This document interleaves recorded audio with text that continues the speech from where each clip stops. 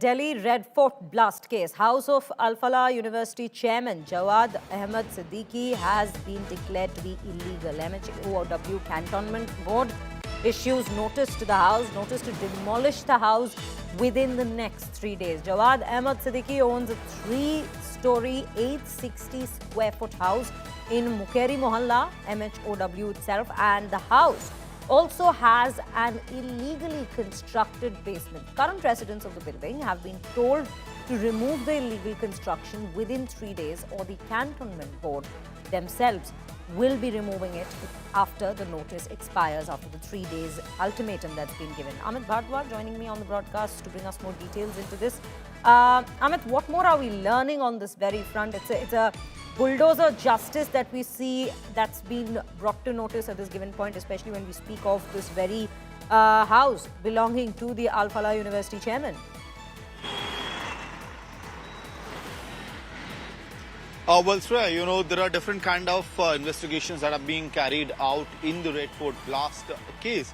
And we know for a matter of fact as to how NIA is actually tracking down the conspirator and co-conspirators in the case. On the other side, you have another legal action happening against Al Falah University trustee Jawad Ahmed Siddiqui.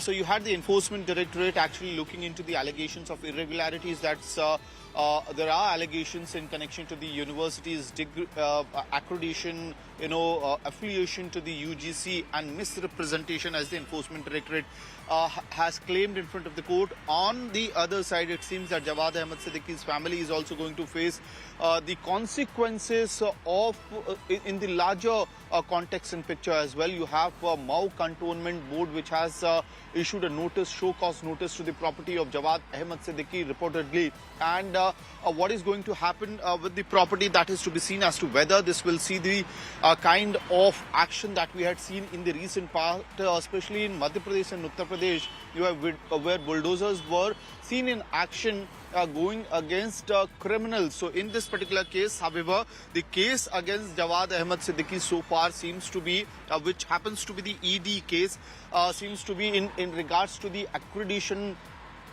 misrepresentation, and actually, playing with the career of the students who were studying at Al Falah University. And all of this case has been built by the Enforcement Directorate, saying that, look, while the university had Section 2F affiliation from the UGC, they were actually portraying to be something else under Section 12, under which they could they were eligible to get central funds, which was not the case. And by doing so, by misrepresenting themselves and their NAC grades as well, which had expired as per ED, they had actually played with the careers of students who had reposed their faith into the university. And that is why 415 crores, the educational revenue of Al Falah University has been termed as proceeds of crime by the Enforcement Directorate. But now you have further actions building up against Jawad Ahmed Siddiqui. Back to you. Absolutely, Amit. When we look at this very case, it is Al Falah University that comes to the very center there, becoming the very epicenter of the very blast that's taken place in terms of planning the web of terror that in fact continued there for more than almost 2 years. Thank you, Amit.